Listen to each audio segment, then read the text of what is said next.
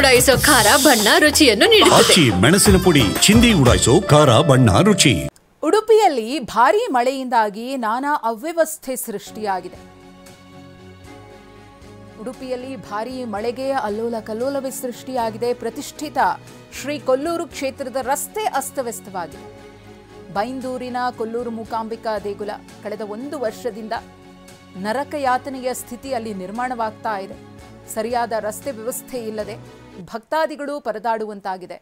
ರಸ್ತೆಯಲ್ಲಿ ಎಲ್ಲಿ ನೋಡಿದ್ರೂ ಕೂಡ ಬರೀ ಗುಂಡಿಗಡೆ ಗಮನಿಸ್ತಾ ಇದ್ದೀರಿ. ಆ ರಸ್ತೆಯ ಪರಿಸ್ಥಿತಿ ಹೇಗಿದೆ ಅಂತ ಹೇಳಿ. ಮಳೆಯಿಂದಾಗಿ ಸಂಪೂರ್ಣವಾಗಿ ಪ್ರತಿಷ್ಠಿತ ಶ್ರೀ ಕೊಲ್ಲೂರು ಕ್ಷೇತ್ರದ ರಸ್ತೆ ಹದಗೆಟ್ಟು ಹೋಗಿದೆ. ಅದನ್ನು ಸರಿಪಡಿಸುವಂತಹ ಗೋಜಿಗೆ ಯಾರೂ ಕೂಡ ಮುಂದಾಗ್ತಾ ಇಲ್ಲ. ಕಂಪ್ಲೀಟ್ ಆಗಿ ಕೆಸರುಮಯವಾಗಿದೆ. ಅಲ್ಲಿ ನಡೆಯೋದಕ್ಕೂ ಕೂಡ ಸಾಧ್ಯವಿಲ್ಲ. ಒಂದು ವೇಳೆ ಅಪ್ಪಿತಪ್ಪಿ ಮೈ ಮರೆತು ಹೆಜ್ಜೆ ಇಟ್ಟರೆ ಬೀಳೋದಂತೂ ಪಕ್ಕ. ವಾಹನ ಸವಾರರು ಕೂಡ ಅದೇ ರೀತಿಯಾಗಿ ಕಷ್ಟಪಟ್ಟುಕೊಂಡು ಆ ಒಂದು ರಸ್ತೆಯಲ್ಲಿ ವಾಹನವನ್ನು ಚಲಾಯಿಸಬೇಕಾದಂತಹ ಸ್ಥಿತಿ. ಮತ್ತೊಂದು ಕಡೆ ಈ ಟಾರ್ ರಸ್ತೆಯ ಕಂಡೀಷನ್ ಹೇಗಿದೆ ಅನ್ನೋದನ್ನು ಗಮನಿಸ್ತಾ ಇದ್ದೀರಿ. ರಸ್ತೆ ಎಲ್ಲಿದೆ ಅಂತ ಹುಡುಕಬೇಕು. ರಸ್ತೆ ಒಳಗಡೆ ಗುಂಡಿ ಇದೆಯೋ ಅಥವಾ ಗುಂಡಿಯಲ್ಲೇ ರಸ್ತೆ ಇದೆಯೋ ಅನ್ನೋ ಪರಿಸ್ಥಿತಿ ಅಲ್ಲಿ ನಿರ್ಮಾಣವಾಗಿರೋದು. ನಿಧಾನವಾಗಿ ಗಾಡಿಯನ್ನು ಚಲಾಯಿಸಬೇಕು. ಒಂದು ವೇಳೆ ಕೊಂಚ ವೇಗ ಹೆಚ್ಚಾದರೂ ಕೂಡ ಅಪಾಯ ಕಟ್ಟಿಟ್ಟಾಗುತ್ತೆ. ಈ ಕುರಿತು ನಮ್ಮ ಪ್ರತಿನಿಧಿ ಪ್ರಜ್ವಲ್ ಒಂದು ಪ್ರತ್ಯಕ್ಷ ವರದಿ ಕೊಟ್ಟಿದ್ದಾರೆ, ನೋಡೋಣ.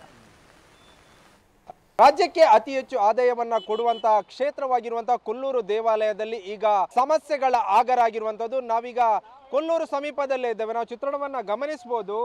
ಸಾಕಷ್ಟು ದಿನಗಳಿಂದಲೂ ಕೂಡ ಈ ಒಂದು ರಸ್ತೆಯ ಸಮಸ್ಯೆಯಿಂದ ವಾಹನ ಸವಾರರು ಪರದಾಡಬೇಕಾದಂತಹ ಪರಿಸ್ಥಿತಿ ಇರುವಂಥದ್ದು.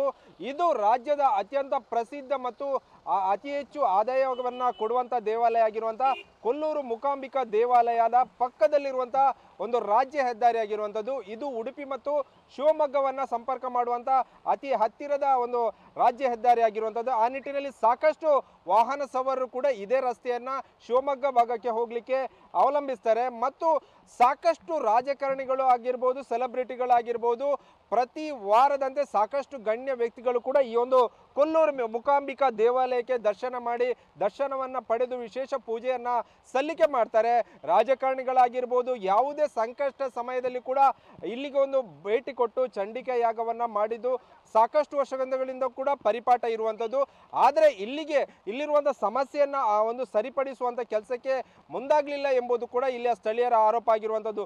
ಪ್ರತಿನಿತ್ಯ ಸಾಕಷ್ಟು ಭಕ್ತರು ಬರ್ತಾರೆ. ಬೇರೆ ಬೇರೆ ರಾಜ್ಯ ಆಗಿರ್ಬೋದು, ಬೇರೆ ದೇಶದ ಮೂಲೆಗಳಿಂದಲೂ ಕೂಡ ಸಾಕಷ್ಟು ಭಕ್ತರು ದೇವಿಯನ್ನ ದರ್ಶನವನ್ನು ಪಡಿಲಿಕ್ಕೆ ಬರ್ತಾರೆ. ಆದರೆ ಈ ಒಂದು ರಸ್ತೆ ಅವ್ಯವಸ್ಥೆಯಿಂದ ಸಾಕಷ್ಟು ಸಮಸ್ಯೆಗಳು ಆಗ್ತಿರುವಂಥದ್ದು ಮತ್ತು ಇಲ್ಲಿಯ ಪಾರ್ಕಿಂಗ್ ವ್ಯವಸ್ಥೆ ಕೂಡ ಸರಿ ಇಲ್ಲದೆ ಸಾಕಷ್ಟು ಸಮಸ್ಯೆಯನ್ನು ಕೂಡ ಇಲ್ಲಿಯ ಪ್ರವಾಸಿಗರು ಭಕ್ತರು ಏನು ಬರ್ತಾರೆ ಅವರು ಅನುಭವಿಸ್ತಿರುವಂಥದ್ದು. ನಾವು ಚಿತ್ರಣವನ್ನು ಗಮನಿಸಬಹುದು.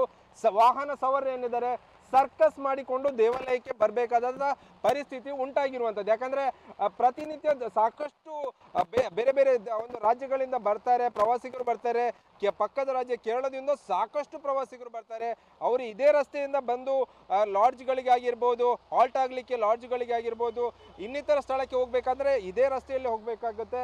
ಮತ್ತು ಶಿವಮೊಗ್ಗದಿಂದ ಬರುವಂಥ ವಾಹನಗಳು ಕೂಡ ಇದೇ ರಸ್ತೆಯಿಂದ ಬರಬೇಕಾಗುತ್ತೆ ದೇವಸ್ಥಾನಕ್ಕೆ ಹೋಗಬೇಕಾದ್ರೆ.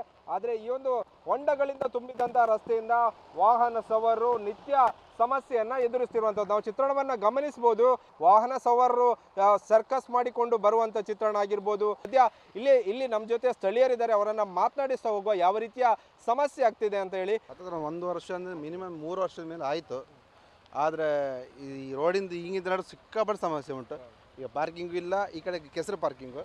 ಮತ್ತು ನಾವೇ ಈಗ ರೋಡಿಂದ ಸರಿ ಮಾಡ್ತಿದ್ದೀವಿ ಅಂತ ಕಂಡ್ರೆ ವೀಡಿಯೋಸ್ ಇದೆ, ಫೋಟೋಸು ಇದೆ. ಬಟ್ ರೋಡ್ ವಹಿಸ್ಕೊಂಡವರು ಸರಿ ಮಾಡ್ತಾ ಇಲ್ಲ, ಇಲ್ಲಿಂದ ಗ್ರಾಮ ಪಂಚಾಯತ್ ಸರಿ ಮಾಡ್ತಾ ಇಲ್ಲ. ಬಟ್ ನಾವು ಕೇಳಿದ್ರೆ ಈಗ ನಮ್ಗೆ ಯಾವುದಕ್ಕೂ ಬರೋದಿಲ್ಲ ಅಂತ ಹೇಳ್ತಿದ್ದಾರೆ. ಯಾರೂ ಬರೋದಿಲ್ಲ, ಬಂದು ಇಲ್ಲ ಎಲ್ಲಿ ಹೋಗ್ತಾರೆ. ಈಗ ಸೀದಾ IB ಹೋಗ್ತಾರೆ, ಬಿಟ್ಟರೆ ಸೀದಾ ದೇವಸ್ಥಾನಕ್ಕೆ ಹೋಗ್ತಾರೆ, ಸೀದಾ ಹಾಗೆ ಹೋಗ್ತಾರೆ ಅಷ್ಟೇ. ಬಿಟ್ಟರೆ ಇದ್ರ ಬಗ್ಗೆ ರೋಡಿನ ಬಗ್ಗೆ ಯಾರು ಮಾತಾಡೋದಿಲ್ಲ. ಇದಿಷ್ಟು ಇಲ್ಲಿಯ ಸ್ಥಳೀಯರ ಒಂದು ಮಾತಾಗಿರುವಂಥದ್ದು. ಏನಂದರೆ ಇಲ್ಲಿಗೆ ಸಾಕಷ್ಟು ರಾಜಕಾರಣಿಗಳು ಬರ್ತಾರೆ, ದೇವಸ್ಥಾನಕ್ಕೆ ಹೋಗ್ತಾರೆ, ಇದೇ ರಸ್ತೆಯಲ್ಲಿ IBಗೆ ಹೋಗ್ತಾರೆ. ಆದರೆ ಈ ಒಂದು ಸಮಸ್ಯೆ ಬಗ್ಗೆ ಯಾರು ಕೂಡ ಒಂದು ಗಮನ ಹರಿಸ್ತಿಲ್ಲ ಎಂಬ ಆರೋಪವನ್ನು ಕೂಡ ಮಾಡ್ತಿರುವಂಥದ್ದು. ನಾವು ಇಲ್ಲಿಯ ನೈಜ ಚಿತ್ರಣವನ್ನು ಕೂಡ ಗಮನಿಸಿದ್ವಿ. ಇನ್ನಾದರೂ ಇದರ ಬಗ್ಗೆ ಎಚ್ಚೆತ್ತುಕೊಂಡು ಇದಕ್ಕೆ ಮಳೆಗಾಲದಲ್ಲಿ ಒಂದು ತಾತ್ಕಾಲಿಕ ಒಂದು ಪರಿಹಾರವನ್ನು ಕಂಡುಕೊಂಡು ಮುಂದಿನ ದಿನಗಳಲ್ಲಿ ಇದಕ್ಕೆ ಶಾಶ್ವತ ಪರಿಹಾರವನ್ನು ಕಂಡುಕೊಳ್ಳಬೇಕೆಂಬುದು ಕೂಡ ನಮ್ಮ ಆಗ್ರಹ ಆಗಿರುವಂಥದ್ದು. ಕ್ಯಾಮರಾಮನ್ ಕ್ಯಾಮ್ರಾಮ್ಯಾನ್ ರಾಮ್ ಜೊತೆ ಪ್ರಜ್ವಲ್ ಅಮೀನ್, TV9 ಉಡುಪಿ.